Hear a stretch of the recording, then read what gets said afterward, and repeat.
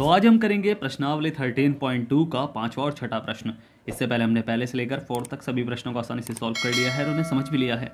जो हमारे चैनल पर नए हैं और पिछले वीडियो को हमारी प्लेलिस्ट पे जाकर देख सकते हैं, या फिर मैंने उन वीडियो की लिंक डिस्क्रिप्शन बॉक्स में भी दी हुई है, आप वहाँ जाकर भी उन वीडियो को देख सकते हैं।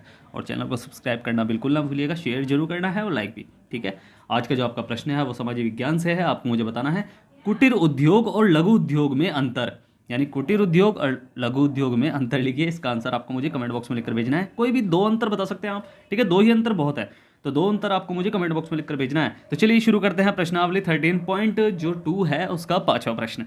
इसमें दिया गया है कि एक बर्तन एक उल्टे शंकु के आकार का है जिसकी त्रिज्या जो है 8 सेंटीमीटर और उसके ऊपरी सिरे की जो खुला हुआ है कि त्रिज्या जो है वो 5 सेंटीमीटर है, या ऊपर तक पानी से भरा हुआ है। जब इस बर्तन में शीशे की कुछ गोलियां डाली जाती है जिनमें प्रत्येक जो गोली है वो 0.5 सेंटीमीटर त्रिज्या वाला एक गोला है, अगर ये डाली जाए तो इसमें से भरे हुए पानी का 1/4 यानी 1/4, भाई 1/4 को 1/4 बोलते हैं, ठीक है, 1/4 भाग बाहर निकल आता है। बर्तन में डाली गई शीशे की गोलियों की संख्या ज्ञात कीजिए। तो चलिए हल करते हैं इस प्रश्न को। तो प्रश्न को ध्यान से पढ़ना है। हमें क्या दिया गया है कि एक बर्तन एक उल्टे शंकु के आकार का है जिसकी ऊंचाई जो है वो 8 सेंटीमीटर है, यानी इसकी ऊंचाई जो है वो 8 सेंटीमीटर है और इसकी ऊपरी सिरा जो है वो खुला हुआ है जिसकी त्रिज्या 5 सेंटीमीटर की है। ठीक है, तो त्रिज्या जो है वो 5 सेंटीमीटर की है। त्रिज्या 0.5 सेंटीमीटर वाला एक गोला है जो इसमें पानी में डाला जाता है। ठीक है, तो इसमें जो गोला है जो पानी में डाला जाता है, तो इस पानी का जो इसके अंदर पानी है ना, या पानी भरा हुआ है पूरा का पूरा, तो इसके अंदर पानी का 1/4वां भाग वो बाहर निकल जाता है। 1/4वां भाग बाहर निकल जाता है, 1/4वां भाग। ठीक है, तो वो जब बाहर निकलता है ना पानी, तो हमें ज्ञात करना है कि इसके अंदर कितनी गोली डाली हुई है। ठीक है, तो आपने एक आर्किमिडीज का सिद्धांत पढ़ा होगा, शायद आपने पढ़ा था 9th क्लास में। ठीक है, कि किसी वस्तु का भार उसके द्वारा हटाए गए पानी के भार के बराबर होता है। ठीक है, तो वैसे तो वो है, बट इसमें सेम वही है कि अगर इसमें जितना पानी का आयतन होगा ना, तो इसमें जितनी गोली डाली गई होंगी उतना ही आयतन का पानी बाहर निकल के आया होगा। ठीक है, समझ रहे हो ना कि इसके अंदर जितना पानी है, अगर मैंने गोलियां डाली, इसमें पता नहीं कितनी गोली डाली, ठीक है, बहुत सारी गोली डाली, तो पानी भी उस गोली के आयतन की जितना ही बाहर निकल के आएगा, टोटल आयतन की जितना, उस गोलियों का टोटल आयतन की जितना। ठीक है, तो सेम वैसे ही हम इस क्वेश्चन को करेंगे। पहले इसका आयतन ज्ञात करेंगे। ठीक है, तो शंकुआकार भाग का हमें सबसे पहले तो आयतन ज्ञात करना है। तो जो हमें दिया गया है हम स्टार्टिंग तो वहीं से करेंगे कि शंकुआकार शंकु आकार आकार के बर्तन की जो ऊंचाई है, ऊंचाई यानी h हमें दे रखी है, कितनी दे रखी है, वो दे रखी है 8 सेंटीमीटर, यानी 8 सेंटीमीटर हमें इसकी ऊंचाई दे रखी है। और इसके बाद हमें त्रिज्या दे रखी है, यानी r हमें दे रखी है इसकी त्रिज्या 5 सेंटीमीटर। ठीक है, तो इसका आयतन क्या हो जाएगा, तो इसका आयतन हो जाएगा आयतन, ठीक है, या फिर मैं इसे सीधा करूँ कि शंकु का, चलो लिख लो, शंकु का आयतन बराबर 1/3 पाई आर स्क्वायर एच, यानी मैं कहूँ कि ये हो जाएगा, मान रख लो, 1/3 गुणा 22/7 गुणा आर क्या है 5 गुणा 5 और एच क्या है, एच है 8। अब देखो ये कट तो रहा नहीं है, कटेगा भी नहीं है, तो आपको भी पता है, दिख भी रहा है, तो हम क्या करेंगे, इसकी मल्टीप्लाई कर लेंगे। तो मल्टीप्लाई जो हम करेंगे 7 × 21 हो जाएगा यहाँ। ठीक है, नीचे तो 21 हो जाएगा, और 22 पंजे 110, 110 पंजे 550, और 550 में जब 8 की मल्टीप्लाई करेंगे तो आंसर आएगा हमारा 4400। ठीक है, और 4400 ये तो हमारा किसका आयतन निकला है, इसका शंकु का आयतन निकला है, तो सेंटीमीटर की 3 इतना पानी इसमें भरा हुआ है। ठीक है, अब पानी कितना बाहर निकला ये हमें पता करना है कि इसका 1/4वां भाग पानी जो है वो बाहर निकला है, तो बाहर निकला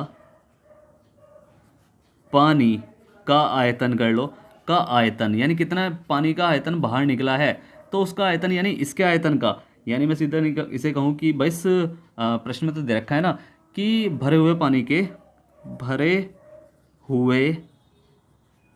पानी का 1/4 भाग, ये तो दे रखा है प्रश्न में, तो भरा हुआ पानी कितना है, इतना है, तो यानी 4400/21 का 1/4। अब 4 से हम भाग कर लेंगे, अगर कट रहा है तो 4 × 4, 4 × 4 100, 1100 हो गया।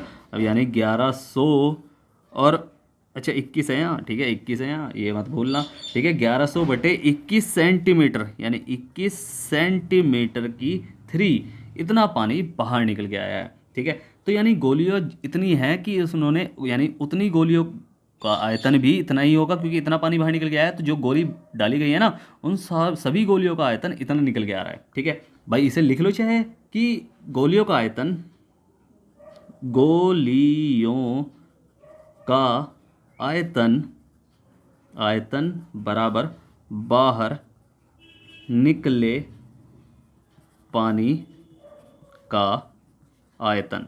ठीक है, यही हमें क्या रखा है प्रश्न में। अब इतने पानी बाहर निकलने का आयतन, यानी ये हमें प्रश्न में क्या रखा है। अब हमने मान लिया कि माना गोलियों की संख्या, गोलियों की संख्या बराबर x थी। ठीक है, x संख्या की गोली थी, और हमें दे रखा है एक गोली की त्रिज्या दे रखी है, एक गोली की त्रिज्या, त्रिज्या ये हमें दे रखी है, यानी r हमें दे रखी है कितनी, 0.5 सेंटीमीटर। ठीक है, यानी मैं इसे सीधा कर लूँ कि 5/10 कर लूँ, क्योंकि 0.5 से हमने पॉइंट हटाया, 5/10 यानी 5/10 कर लो, ऐसे कर लो सेंटीमीटर। ठीक है, तो हमें पता है कि गोलियों का आयतन बराबर है बाहर निकले पानी का आयतन। तो गोलियों का आयतन कितना है भाई, हमने x गोली मानी है ना, तो x की तो हमें मल्टीप्लाई करनी ही है, और एक गोली के आयतन में x की मल्टीप्लाई करनी है, यानी इतनी गोलियों की मल्टीप्लाई करनी है। अब गोली हमें कितनी भी पता नहीं है ना, 2 है, 4 है, 6 है, 8 है, तो हम x की मल्टीप्लाई करते हैं। जब एक गोलियों के आयतन में हमें 5 गोलियों का आयतन निकालना होता है, तो हम क्या करते हैं, 5 की मल्टीप्लाई। तो x गोलियों का आयतन है तो x की मल्टीप्लाई, तो 4/3 पाई r की 3। ठीक है, तो ये तो हो जाएगा, और इसमें हो जाएगा बराबर है किसके, 1100/21, यानी निकले हुए पानी के आयतन के बराबर है। ठीक है, अब बस इसे कर लो सॉल्व, तो x गुणा 4/3 गुणा 22/7 गुणा r क्या है 5/10 गुणा 5/10 गुणा 5/10 और बराबर 1100/21। अब सारे के सारे जो नीचे हैं वो सारी ऊपर मल्टीप्लाई में पहुंचा दो बराबर से, उधर इधर x का मान निकालना है ना, तो x अकेला छोड़ दो, तो 1100/21, और ऊपर जो नीचे हैं वो ऊपर हो जाएगी 3 गुणा 7 गुणा 10 गुणा 10 गुणा 10, क्योंकि वो भाग में है ना, वो वहाँ बराबर से हो जाएंगे, मल्टीप्लाई में हो जाएगा, और जो ऊपर मल्टीप्लाई में है वो नीचे पहुँचा दो भाग में, तो ये हो जाएगा मल्टीप्लाई 4 गुणा 22 गुणा 5 गुणा 5 गुणा 5। अब बस काट लो, 5 दूनी 10, 5 दूनी 10, 5 दूनी 10। ठीक है, और 7 तिया 21, तो 7 तिया 21, 3 की 3 कट जाएगा, और यहाँ क्या बचा, 2 2 2, तो ये बच रहा है, तो 2 11 से कटा, तो 11 से ये कट गया, यहाँ आ गया 100, और बस 2 से ये कटेगा, 2 दूनी 4, फिर 2 से ये कटेगा, 2 एकम 2, तो x बराबर हमारा कितने निकला है, सब कट गया, तो बचा है 100। तो आता है गोलियों की संख्या, आता है गोलियों की संख्या, गोलियों की संख्या बराबर कितनी है, 100 है। बस यही हमारा आंसर है। ठीक है, समझ में आया ना प्रश्न। अब करेंगे कौन सा, छठा प्रश्न। तो छठा हमें दिया गया है कि ऊंचाई 220 सेंटीमीटर और आधार व्यास, यानी आधार का व्यास 24 सेंटीमीटर वाले एक बेलन, यानी जो बड़ा बेलन है ना, इसकी जो ऊंचाई है 220 है, और यानी सेंटीमीटर तो इसकी ऊंचाई दे रखी है, और इसका आधार का व्यास जो है वो 24 दे रखा है। इसकी त्रिज्या कितनी हो जाएगी, इसकी त्रिज्या हो जाएगी 12। ठीक है भाई, व्यास की आधी होती है ना। अब इसके ऊपर जो है वो 60 सेंटीमीटर जो है ऊंचाई, यानी 60 सेंटीमीटर इसकी ऊंचाई है, और 8 सेंटीमीटर त्रिज्या, यानी 8 सेंटीमीटर तो त्रिज्या है इसकी वाला एक जो है बेलन और रखा गया है। इससे लोहे का एक स्तंभ बना हुआ है, यानी इससे एक वो बना है, पोल बना हुआ है। ठीक है, कोई खंभा बना हुआ है। इस स्तंभ का द्रव्यमान ज्ञात कीजिए, जबकि दिया है कि 1 सेंटीमीटर की 3 लोहे का द्रव्यमान लगभग 8 ग्राम होता है, और पाई का मान जो लेना है हमें 3.14 लेना है। ठीक है, तो देखो हमें हिंट तो प्रश्न में दे रखा है कि 1 सेंटीमीटर की 3 लोहे का द्रव्यमान बराबर 8 ग्राम होता है। तो 1 सेंटीमीटर की 3 यानी सेंटीमीटर की 3 किसमें क्या निकलता है, सेंटीमीटर की 3 में आयतन निकलता है, तो हमें इसका आयतन ज्ञात करना है इस पूरी आकृति का। ठीक है, द्रव्यमान का मतलब यही होता है कि उसके अंदर कितनी चीज़ आ सकती है। ठीक है, या फिर उसके अंदर कितनी चीज़ भरी हुई है, या फिर ऐसी कुछ। ठीक है, तो ये द्रव्यमान का मतलब होता है। ठीक है, तो हमें इस पूरी आकृति का आयतन कैसे ज्ञात करेंगे, हम छोटे बेलन का आयतन प्लस बड़े बेलन का आयतन, यानी दोनों का आयतन को प्लस कर देंगे, तो बस उसका आयतन ज्ञात हो जाएगा, और फिर हम द्रव्यमान आराम से ज्ञात कर लेंगे। कैसे, देखो हम करते करते सीखेंगे कि बड़े बेलन की जो ऊंचाई दे रखी है वो लिखो पहले तो, कि बड़े बेलन की ऊंचाई जो दे रखी है, यानी h हमें दे रखी है कितनी, 220 सेंटीमीटर। सेंटीमीटर ही है ना सब, हाँ सेंटीमीटर ही है। और इसकी जो त्रिज्या दे रखी है वो व्यास दे रखा है, वैसे तो हमें वो दे रखा है 24/2। भाई 24 है तो उसका आधा, यानी त्रिज्या व्यास की आधी, तो ये हो जाएगी हमारी कितनी, 12। ठीक है, 2 से ही कटेगा, 2 एकम 2, 2 दूनी 4, तो 12 सेंटीमीटर। यानी अब छोटे बेलन की बात करते हैं। छोटे बेलन बेलन की जो ऊंचाई है, ऊंचाई वो दे रखी है हमें कितनी, वो दे रखी है हमें 60 सेंटीमीटर, ठीक है 60 सेंटीमीटर दे रखी है। अब इसकी त्रिज्या भी क्या दे रखी है, त्रिज्या दे रखी है 8 सेंटीमीटर, ठीक है। अब स्तंभ का आयतन हमें ज्ञात करना है, स्तंभ का आयतन। हिंट पकड़ते हैं ना, देखो 1 सेंटीमीटर की थ्री दे रखा है तो इसका मतलब ये है कि सेंटीमीटर की थ्री में क्या निकलता है, आयतन, ठीक है। आयतन जो होगा वो होगा यानी बड़े बेलन का आयतन प्लस छोटे बेलन का आयतन, ठीक है, बेलन का आयतन। तो यही तो होगा।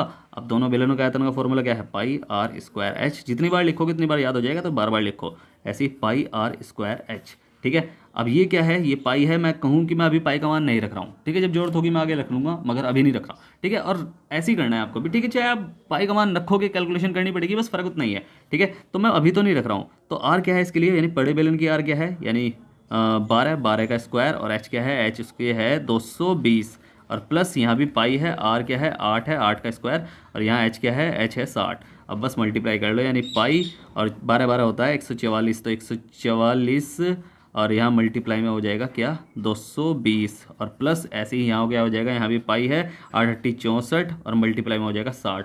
अब इसकी मल्टीप्लाई कर लो, जीरो तो आएगा ही, 22 चौक 88 का 8 का हासिल लगा 8, और 22 चौक 88 89 90 91 92 93 94 95 96, तो 96 आया हमारा, यानी 6 और 9 बचा 22, एकम 22 और 23 24 25 26 28 29 30 31 हो गया, तो 31,680 पाई, और प्लस यहाँ जीरो, 6 चौक 24 का 4 का हासिल लगा 2, 6 छंग 36 37 38, तो ये 3840 पाई। इसके पास इतने पाई हैं, इसके पास इतने पाई हैं, टोटल कितने पाई हो गए ये आपको जोड़ना है। तो जोड़ेंगे हम, जीरो हो जाएगा 0, 4 8 4 12 का 2 का हासिल लगा 1, 6 और 1 7, और 7 दूनी 14 1 15, तो 15 का 5 का हासिल लगा 1, और 8 और 1 9, सॉरी 3 और 1 4 और 1 5, तो 5 और यहाँ आ गया 3, तो 35,520 पाई।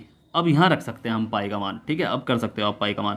तो 35,520 गुणा पाई का मान क्या रखना है, 3.14, ठीक है। पॉइंट हटाया, पॉइंट की जगह मैंने लगाया 100, और बस इसे कर लो, काटापीटी कर लो, चाहे तो आप इसे, या फिर आप क्या करना, या तो आप काटापीटी कर लो, चाहे आप इसे अभी ऐसे ही छोड़ सकते हो, यहाँ से 0 से 0 काट लो, चलो इतना ही कर लो, तो ये हो जाएगा 52 बचा है, और मल्टीप्लाई में है 314/10, तो ये हमारा सेंटीमीटर के 3 आयतन निकला है। चाहे आप अभी मल्टीप्लाई कर लो, चाहे ना करो, आपकी मर्जी है, ठीक है। मल्टीप्लाई करोगे तब भी वो सही रहेगा, अब नहीं करोगे वो भी सही रहेगा, यानी इतना हमें आयतन निकला है। अब हमें प्रश्न में दे रखा है कि 1 सेंटीमीटर की 3 जो है वो 8 ग्राम के बराबर है, ठीक है। तो इतने सेंटीमीटर की 3 कितने बराबर होगी, यानी 3552 मल्टीप्लाई 314/10 सेंटीमीटर की 3 बराबर।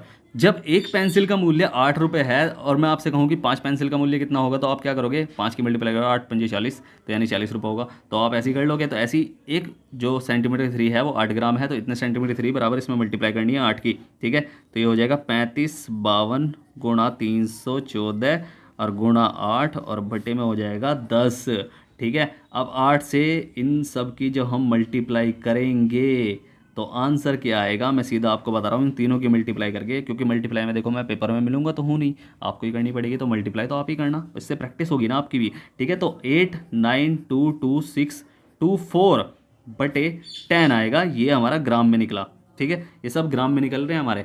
अब ये तो हमारा ग्राम में निकल गया, अब इसे हम पॉइंट बना लेंगे, तो पॉइंट में जब बनाएंगे 1 0 है तो एक संख्या पहला पॉइंट, यानी 89226 और 2.4, ठीक है, यही तो लगेगा पॉइंट, तो ये पॉइंट ग्राम हमारा आंसर निकल गया। अब आपका आंसर ये भी है, ये भी है, और या फिर आपको इसे किलोग्राम में बदलना है, तो आप कैसे करोगे, किलोग्राम में कैसे बदलोगे, 1 किलोग्राम में कितने ग्राम होते हैं, 1000 ग्राम होते हैं। अब ये ग्राम बड़ा है कि किलोग्राम बड़ा है, तो किलोग्राम बड़ा है, आपको पता है, तो छोटा तो ग्राम है ना, तो छोटे को जब हम बड़े में बदलते हैं, यानी छोटे को अगर हम बड़े में बदलते हैं, छोटे मेजरमेंट को हम बड़े में बदलते हैं, तो हम करते हैं भाग, तो इससे ही भाग कर दो इसको, ठीक है। तो छोटे को जब बड़े में बदलते हैं, फिर से कह रहा हूँ, उसे करते हैं हम भाग, ठीक है। तो ये हो जाएगा 89226 और बटे में हो जाएगा 1000, ठीक है। अब ये बन गया किलोग्राम में, ठीक है, ये किलोग्राम में हो गया। अब ये 3 0 है, तो पॉइंट को 3 संख्या पहले खिसका लो, ठीक है। यहाँ पॉइंट है ना, 1 2 3 संख्या पहले यहाँ पॉइंट खिसका दो, तो ये हो जाएगा 0.2624। अब आपको पॉइंट के बाद चाहे दो संख्या ले लो आप, चाहे इसे पूरा लिख लो, किलोग्राम, यही हमारा आंसर है। चाहे आप इसे इतना लिख भी सकते हो, नहीं भी लिख सकते हो, अगर लिख दोगे तब भी कोई दिक्कत नहीं है, नहीं लिखोगे तब भी कोई दिक्कत नहीं है। ठीक है, तो यही हमारा आंसर है। तो समझ में आया ना प्रश्न? तो उम्मीद है आपको प्रश्न अच्छे समझ में आया होगा। अगर आपको प्रश्न अच्छे समझ में आया है तो आपको क्या करना है, आपको करना है वीडियो को लाइक शेयर करना है, जितना हो सके सब्सक्राइब करना है, आपका अपना चैनल है। ठीक है, अगर समझ में नहीं आया तो आप मुझसे पूछ सकते हैं। मैंने नीचे टेलीग्राम की लिंक दी हुई है, इंस्टाग्राम की लिंक दी हुई है, व्हाट्सअप की लिंक दी हुई है, आप कहीं भी जाकर मुझसे कुछ भी पूछ सकते हैं, मैं आपकी पूरी हेल्प करूंगा। और स्टार्टिंग में जो मैंने आपसे प्रश्न पूछा है कि कुटीर उद्योग और लघु उद्योग में अंतर बताइए, कोई भी दो अंतर लिख लो आप, इसका आंसर आपको मुझे कमेंट बॉक्स में लिखकर भेजना है। फिर से कह रहा हूँ, वीडियो को लाइक शेयर करें, आपका ही फायदा है, आपका अपना चैनल है, और सब्सक्राइब करना तो बिल्कुल ना भूलिएगा। ठीक है, आपका ही चैनल है। तो मिलते हैं फिर अगली वीडियो में, तब तक के लिए bye bye, tata, see you.